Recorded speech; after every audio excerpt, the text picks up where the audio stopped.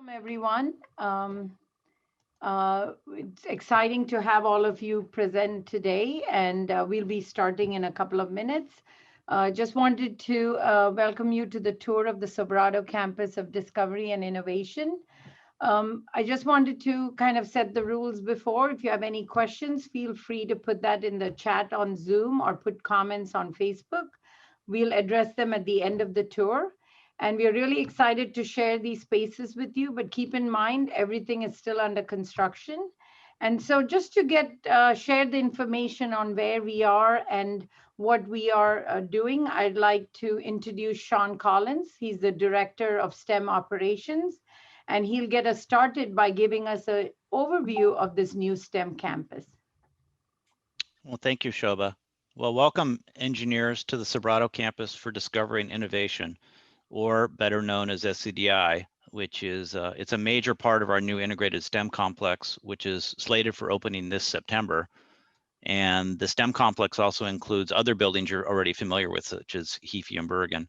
But today's tour is going to focus on SCDI, which is a nearly 300,000 square foot glass, stone, and steel structure that's going to house state-of-the-art research, teaching, and project spaces that will be yours to use. So to put the scale of SCDI into perspective with the rest of our other campus buildings, it's 1.5 times larger than both the Learning Commons, Library, and the Levy Event Center. And it's going to more than double the amount of laboratory, shop, and student project spaces that we already have. So as you can see, this is an active construction site, both indoors and out. On the outside, crews are busily working on the landscaping, with the highlight being this massive palm tree lined courtyard that will seat hundreds and serve host to outdoor events such as your Senior Design Expo. Now, as you go and start the tour on the inside of the building, you're going to see much more evidence of construction on every floor, plenty of glass throughout. The terrazzo flooring's being poured, the laboratory fume hoods are being installed, cabinets and counters are going into place in the labs and the project spaces. The classrooms are being wired for AV and data, and the electrical and mechanical systems are already installed and now they're being tested. We're ordering the furniture, the lab equipment that will be coming into the building from our other science and engineering buildings will start moving in June, which will be just in time to operationalize this building for your use for classes and labs come September. So welcome to SCDI and enjoy your tour. Shoba, back to you. Thank you, Sean, for that update and introduction. We are going to start our tour on the north side of the building. So every so often, you're going to see a map like this, and it kind of tells you where you are in the orientation. And then from there, we'll move on to the next space, and then the map will come again. So it kind of helps you move along through the building. So here we are in the north lobby. And Shane, we can get moving on the video. And so here, if you look at it, this is how you would enter in the north lobby, and it's you immediately see some labs. It has 3 floors on this suite of the building, so you'll be able to see those. And on the first floor, when we enter, you see mechanical engineering labs. This is a teaching lab, doesn't look much with all this construction going on, but soon we'll have a heat transfer and vibrations teaching lab, I think, in this space. Close to this space here on the left side as we go along is a research lab for computational mechanics. And then if we go further to the left, when we go forward like this, it's the heat transfer lab in this particular space. So that's like as soon as you enter the building, this is what you'll be seeing. The next section of this wing that you're going to look at, and you can see we've kind of moved down that corridor, is a suite of what you call research labs that are mostly on optics and spectroscopy. And to explain some of the details of this suite, especially the laser suite in there, is a Professor Grace Stokes from chemistry, who does research with us on this space along with the physics department. So Grace, take it away. Excellent. Yeah, if you could just go a little bit further up for about 5 more seconds on this video, you can see a little bit into this room. And you can see the hanging bars are actually going to hang over where I'm going to put a laser table, and actually 2 different laser tables, because for my research, I use high-powered lasers, pulse lasers, to study how drug molecules adsorb to inner artificial cell membranes that the students work, undergraduate students who work in my lab, they can learn to make. They also learn how to operate and safely use these lasers to monitor absorption of these drugs to these artificial membranes.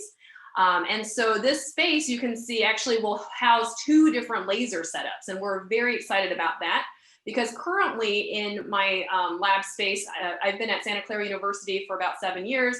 I've been limited by how many, by the actual square footage of how many students can fit in my lab without us tripping over each other. Even without COVID, we have space limitations and how many, occupancy limitations. This will allow me to have twice as many students and twice as a second setup, laser setup, that will allow us to do some really interesting biophysical research. In the chemistry department, we have a large number of students who are all interested in doing research, and I teach general chemistry, which many of the engineers must take. And oftentimes I try to incorporate my research into the teaching that I do. And the nice thing is that the second laser setup, because this room is allows us to have this extra space, we'll have even more sensitive and more sophisticated laser setup that allows us to look at vibrations of molecules at an interface. My current lab, we look at the electronic signatures using these laser spectroscopy methods. So we're going to be expanding our capabilities to more sophisticated, more exciting, realm of research. And I'm really excited to train more students to do more advanced cutting edge laser spectroscopy in this lab space. So back to you, Shoba. Thank you so much. Yeah, thanks, Grace. So when we go beyond this section now, which is our research space for physics and chemistry faculty, we now move into project spaces. And Sean kind of alluded to that. There's a lot of project spaces in this building, and you'll see a couple of rooms here. So if you want to move on to where this room is, this particular room, and if we can stop here, is a project space for senior design for mechanical engineers and for physics students who are also interested in doing projects. What we are going to have here very soon is you're going to have, you can see the storage already, but soon there'll be lab benches and other things like that. And if we continue, you'll go to the room right next to this. So again, this is for senior design long-term project space, but the room next door, which we'll see very soon. So if you want to go forward, Shane, right here, this room is for short-term project spaces. So we are talking about a course that may need to do a project for a particular quarter. When they're done with the quarter, the projects are done, you wrap it up and you go away. So it's not something you can leave for the whole year like senior design, but it's for short-term projects. Example, like junior design, we do engineering 110, which is community-based projects. We do it by quarter. So this is really a good space. So if we move further on from these 2 project spaces, we'll go down this, continue down this north corridor. So here's our project space again. There's lots of shelving and storage, which is wonderful for projects. So we're really excited about all that, all built in already. So we go down this corridor, and now we come to a very important part of this ground floor, which is our shops. We have the opportunity to really expand and also kind of integrate 2 aspects of our shops. One are custom shops that are going to be led by Gary Sloan, who's the lab manager right now in the physics department, and he's going to be managing custom shops for us. And then Rodney Broome, who's going to be the director of shops. So I'm going to hand it over to Gary to talk about the custom shop right now. Hello, I'm Gary Sloan. I manage the Science Machine Shop.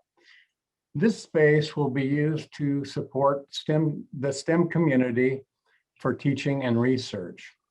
Custom fixtures, instruments, and scientific apparatus can be developed and built here, as well as mechanical and basic electrical repairs on existing lab equipment.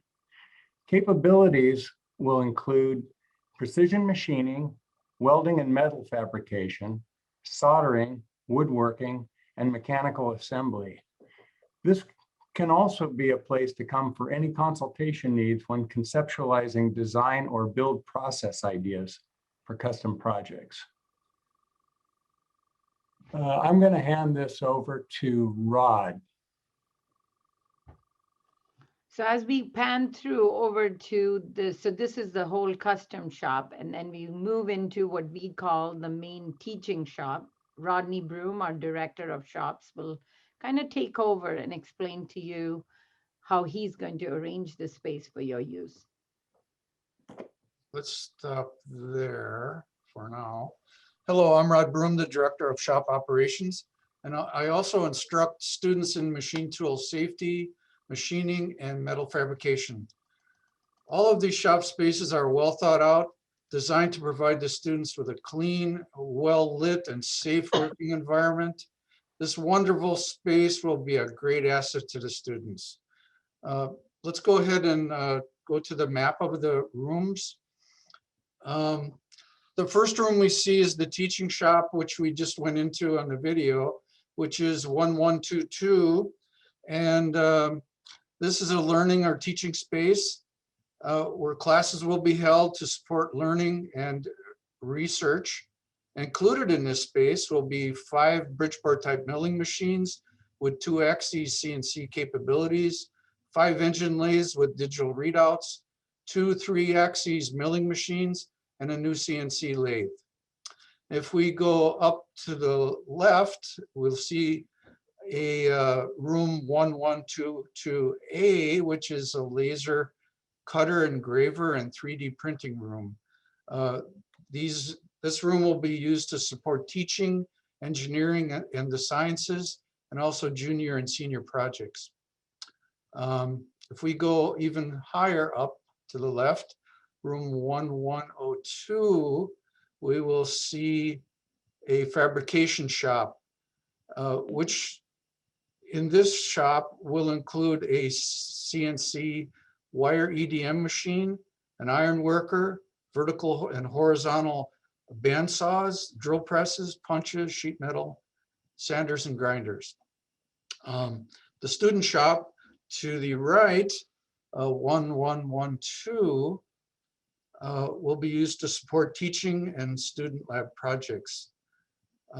This room will include 5 Bridgeport type milling machines with 2 axes CNC capabilities, 5 engine lathes with digital readouts, vertical and horizontal saws, drill presses, and various other tools.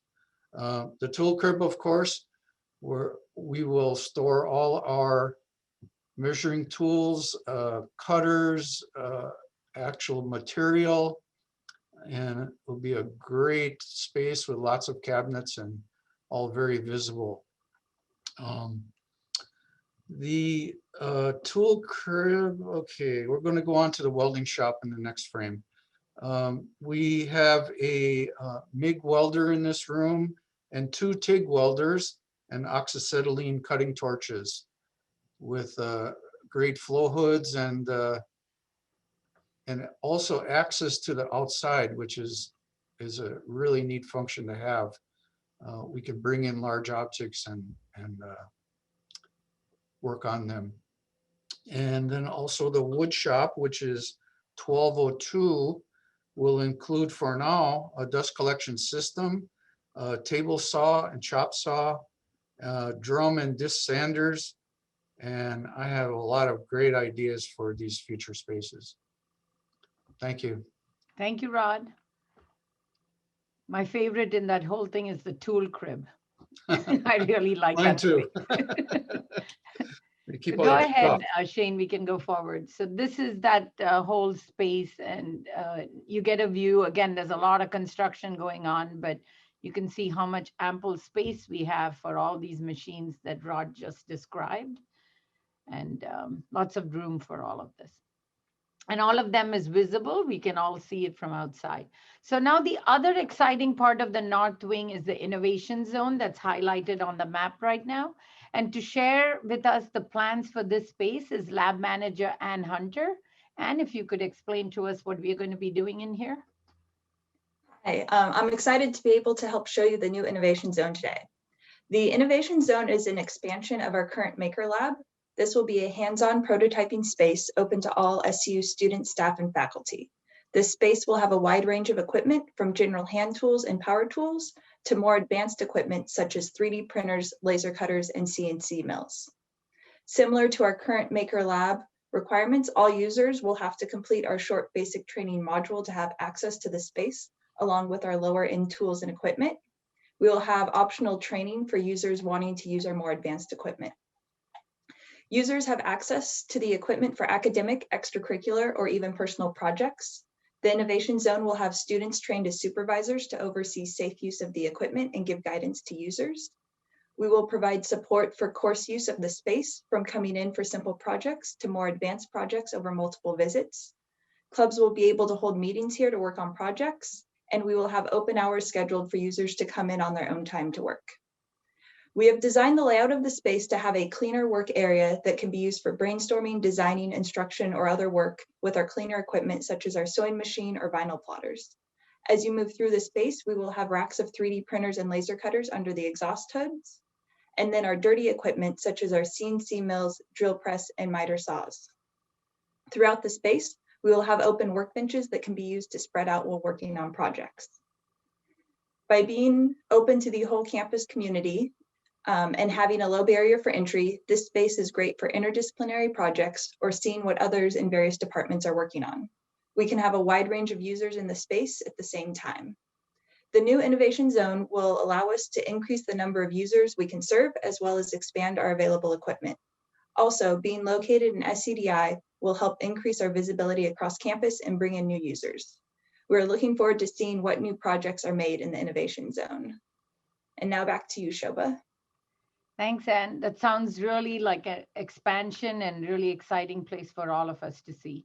So the next thing, which is in what Sean calls the spine of the building, is the cafe.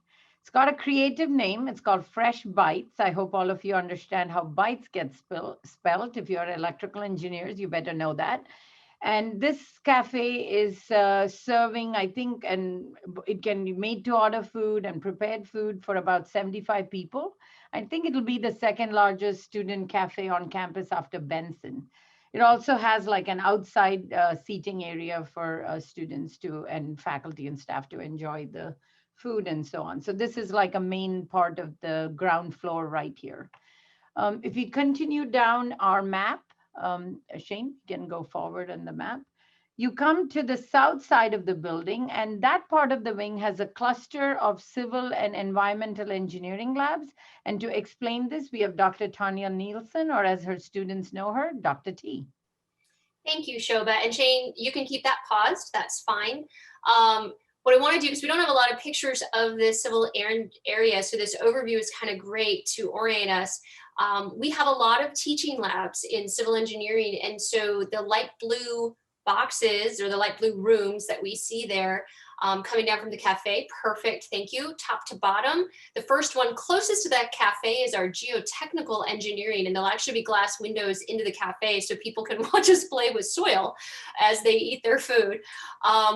And below that is the structural mechanics, so materials, testing to understand the mechanics behavior inside of materials, how they respond to torsion, pulling, pushing, compression, tension, the hardness of them, the elasticity and stiffness. So we'll be able to test in there. And then just below that, perfect, is our environmental engineering lab. So in civil engineering, we don't have the research laboratories. We do research in the same laboratories we teach in. So there are large labs to accommodate students, student research. So whether you're doing geotechnical testing to understand the strength of soils, because no project, including this fabulous building, can survive if we don't understand the soil that we're building on. And sometimes we're building in, or even as with earth dams, building with. So we have to be able to test the strength, the distribution, the permeability, everything of our soils. Mentioned what happens in the structures lab, and then with environmental engineering, it's really critical that we are able to evaluate the quality of air, the quality of water, and our students get to learn how to do those tests in our environmental engineering lab. Just below the environmental engineering lab, though, we have the dark blue corner, and that's actually a research space. So we have one research space, and that's the environmental research lab that we'll be sharing with BioE. And in there, we can create all sorts of environmental research projects. And you can just imagine being that close to the cafe. What if we took the bio waste and then created a plant to make biodegradable plastics? Or what if we took the bio waste and took that and created a biogas or a methane to create fuel? So it's a research space to allow us to look at unique things we can do. There's one more space though that we have, and you all might not be as excited about it, but up by the little icon that tells us where we're going, to the left of that is a sort of taupe rose colored shape. That is a storage room. And why do I care about a storage room? Thank you for laughing, Shoba. In civil engineering, when we teach, we not only love to have models to explain what we're doing, but we also have created a ton of hands-on, interactive, experiential learning experiences, especially in our sophomore courses that all the mechanical engineering and all the civil engineering students take, and then some bio-E, some electrical if they choose to. And so having a place to store those has been a huge challenge. We have cabinets all over Heafy Bergen in our offices. And so this will allow us to create even more teaching tools. So quickly, if we press play, we can get a quick glance in the labs. What mostly you'll see is the cabinets and the fabulous glass, which is great. But here, this is our testing materials structures testing lab. And you'll see the big MTS that can press with 110,000 pounds press and pull. So that's pretty awesome. We've moved that over from our main structural engineering lab that's going to stay over in Alameda Hall. So we have our cabinets here. You can just keep playing it. And then we'll just finish up. Here's a quick shot of, I believe this is going to be in the environmental engineering lab. And of course, we deal with chemicals, so we have to have the hood. So we're excited for our spaces. Thank you. Thanks, Tonya. I know it's the storage is always an excitement for everyone. I know Sean's smiling. He knows how we all fight for storage. So now we are actually going to switch gears a little and go into the common spaces. So the map is highlighting the largest classroom we have in this building. And if you want to play it, Shane, we can kind of look at what's inside this classroom. So it can seat, I think, 284. We can take this huge tiered classroom and break it into 2 84-seat classrooms. It's tiered. And you can see all the workers. They're putting up all the whiteboards at the back. Can you imagine all that whiteboard space? If anybody took a class with me, they can see how giddy I can get writing all over that. So that's an exciting thing. So that's basically how, and you could put like a soundproof divider and break this into 2 spaces. So I think if we continue out from this classroom and go out of this space, there we were all waiting for taking pictures. You'll see these 3 big square blue rooms. And these are the general chemistry labs. I think they're the fundamental chemistry labs. And what we have here is we have Professor Steve Suljak here from the chemistry department to talk about this space and then later on the spaces on the next floor. So it's over to you, Steve. Thank you, Shoba. So most of the chemistry spaces are actually on the 2nd floor of this building, but the general chemistry laboratories, the teaching laboratories are on the 1st floor. And this is really an ideal spot to be putting the general chemistry labs because nearly every single science and engineering student in their very first quarter at Santa Clara takes a general chemistry laboratory. So this guarantees that pretty much every one of our entering science and engineering students gets an opportunity to do a laboratory in the new building right in the middle of the building. It has nice open access to the courtyard. You can see the courtyard with the windows. Windows in our general chemistry lab is a totally new experience for us. We're really excited about that opportunity. And I think the students will really appreciate having some natural light that's actually entering the laboratory. I'll talk more about some of the other chemistry space opportunities and collaborations with engineering once we move to the 2nd floor. Yeah, and Steve was right that because it's right on the ground floor, there's 3 of them. There's going to be a lot of traffic coming in and out. And so keeping it also here, you won't have a lot of first years trooping up and down lost in the building. So they come in, we get them in, and we take them right out. So continue, Shane. So this is, you know, all the hoods, this lab, these are some of the rooms that are completely done right now. So now we are in the corridor kind of going along the south wing. And I think soon there'll be spaces here for students to sit and collaborate and work. And it's kind of a nice area. Now, this is our main stairwell in this building. And it's going to be like a showpiece. And what we've been told is that we are really going to have a grand art piece over here that's going to span all 4 floors. It's going to be illuminated. It's going to have quotes and with links to the Jesuit values that this university is about. So it's going to be a surprise. I've had a peek view of it. I'm not going to reveal anything. I'm going to wait for the grand reveal that's going to happen whenever it does happen. So that's going to be all along the 4 floors. So now we are going to go up to the 2nd floor. Shane, we can move forward. And if you go up to the 2nd floor,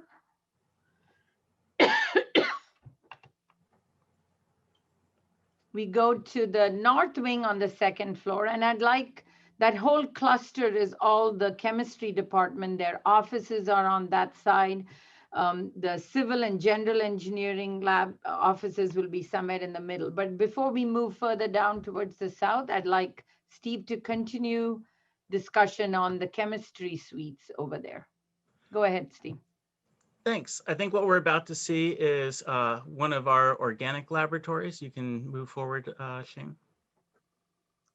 Yeah, so this is one of our new organic labs. You can see the individual hoods there. Our hoods are a dramatic upgrade from our current status. The benches in the middle and the hoods provide better collaboration with the students between student groups as they're doing the experiments.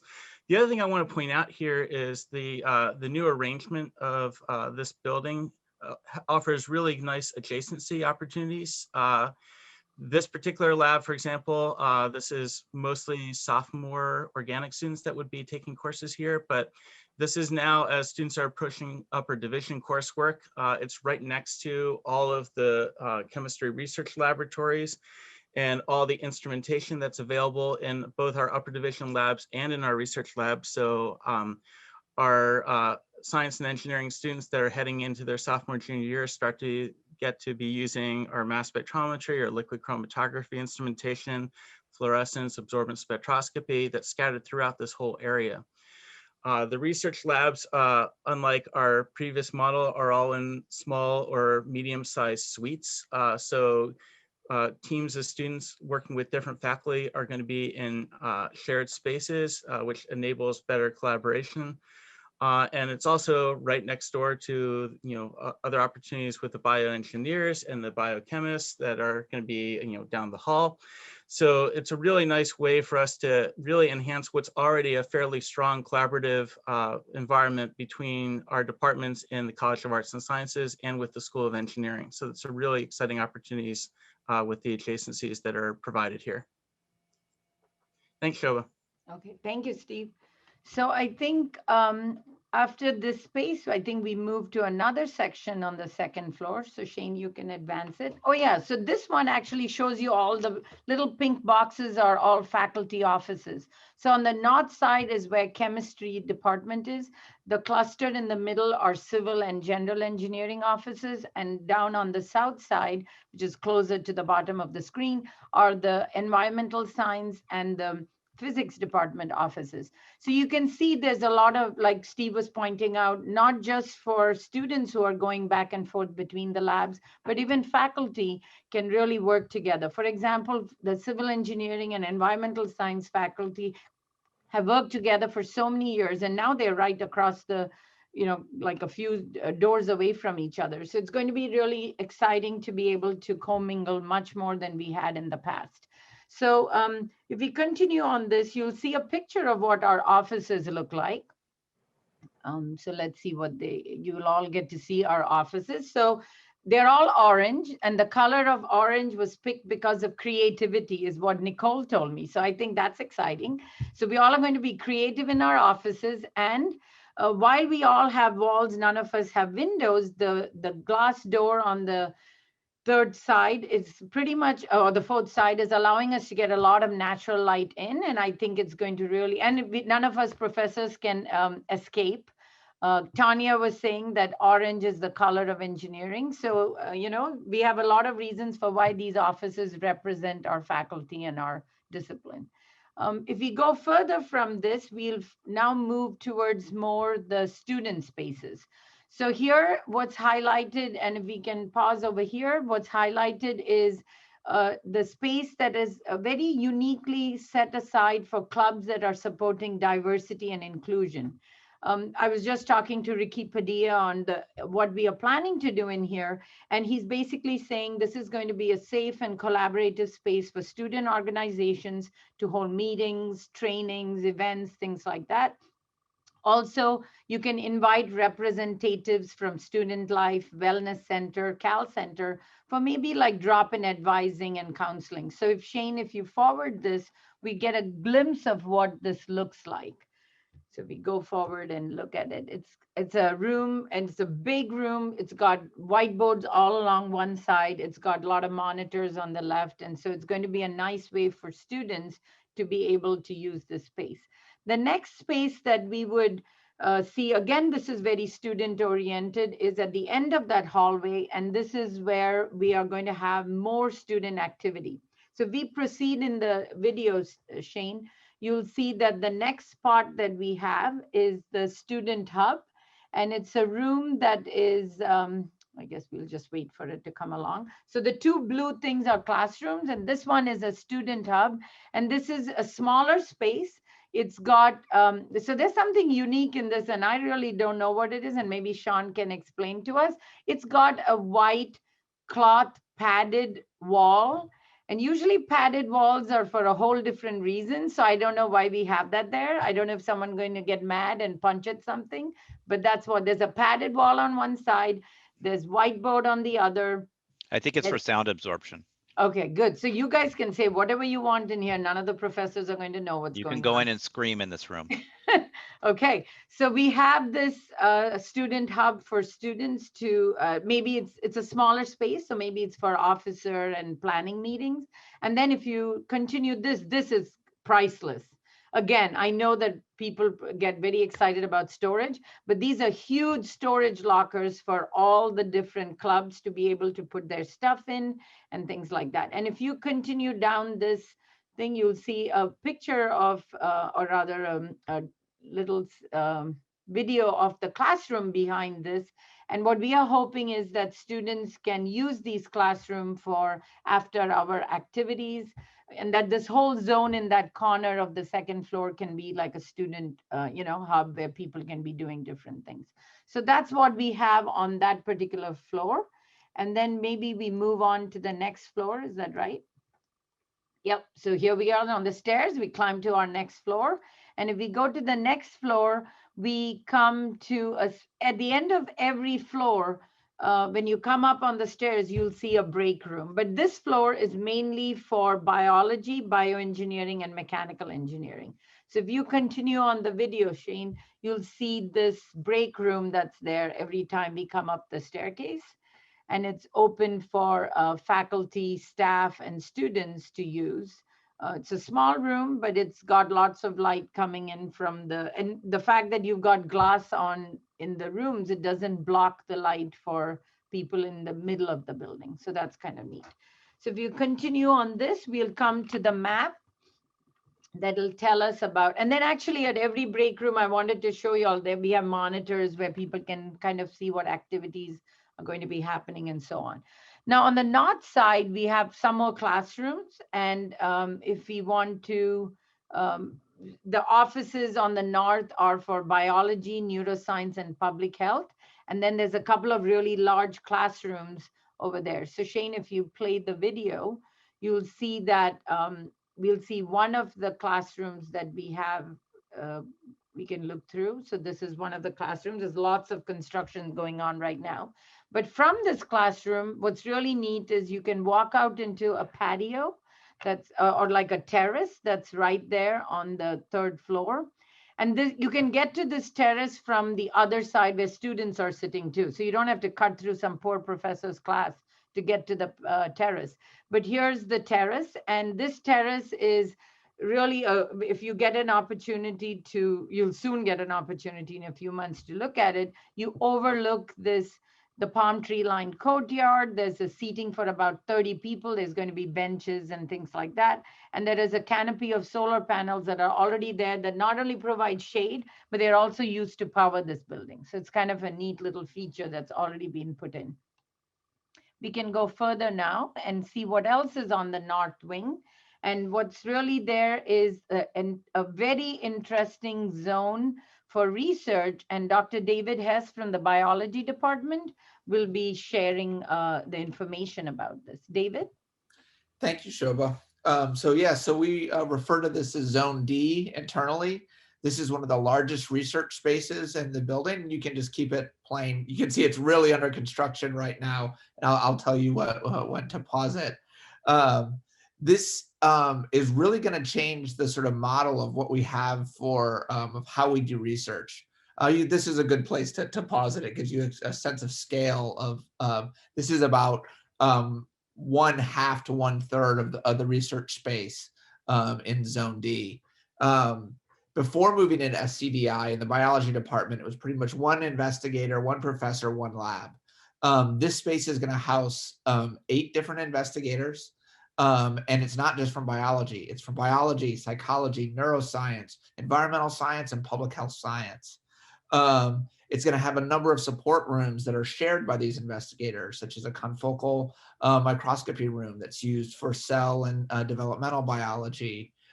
There's a field processing room where some of our field scientists will be pre-processing and preserving samples for use in the lab.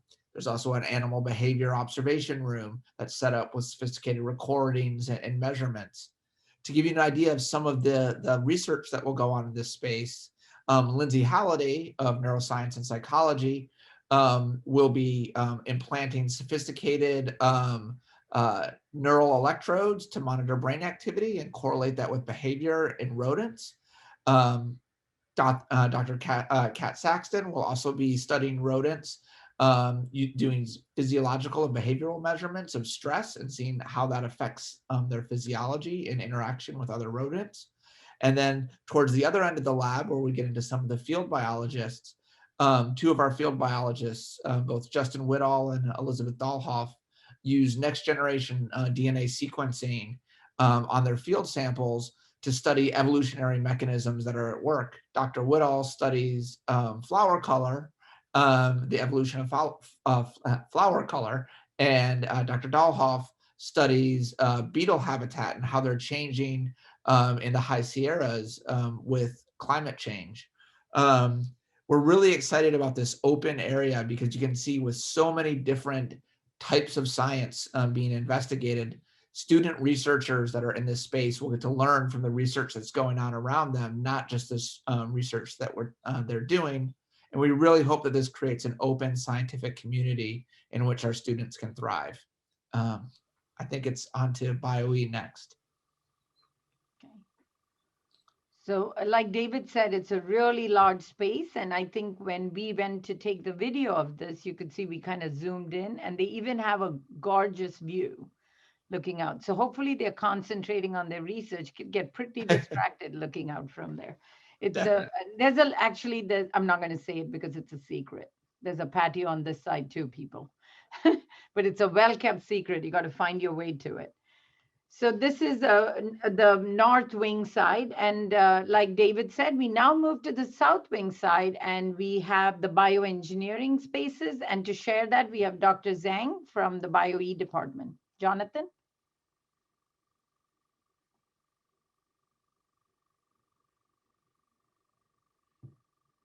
Jonathan, are you on? Sorry about that.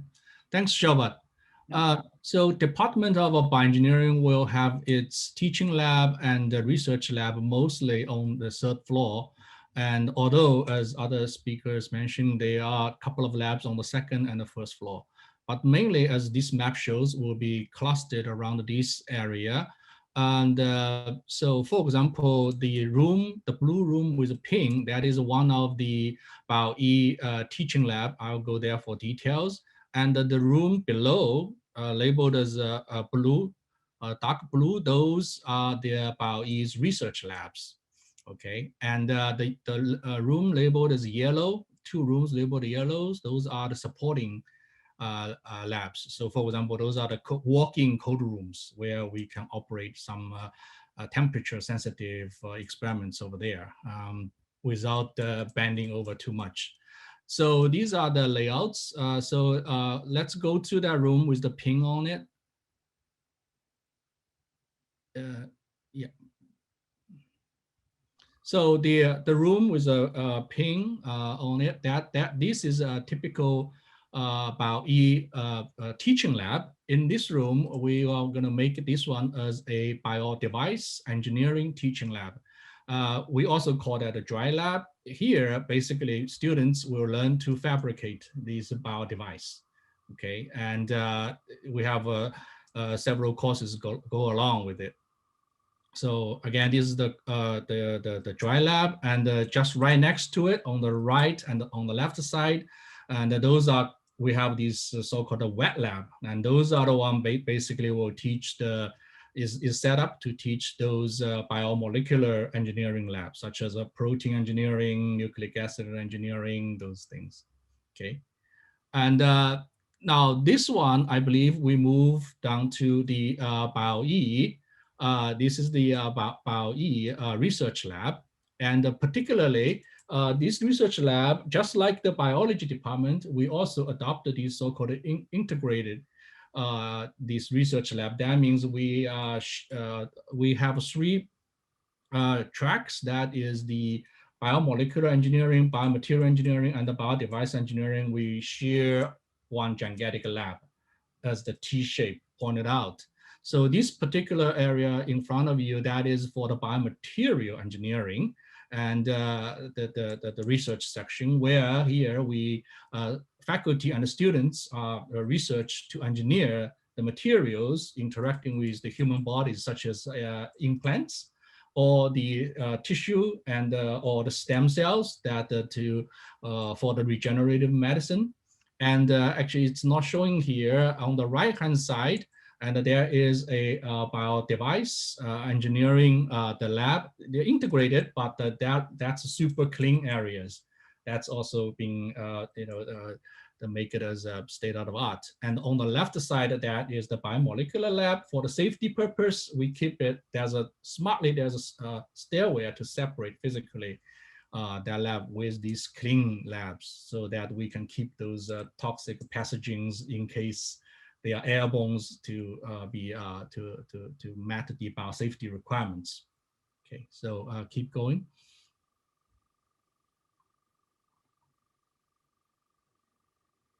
Right, and now across the corridors on the right-hand side, conveniently, the bioengineering office are located right across the corridor of the research lab and the teaching lab. So students very easily to access to the faculties if they have any questions or simply wants to have a chit chat or discussion.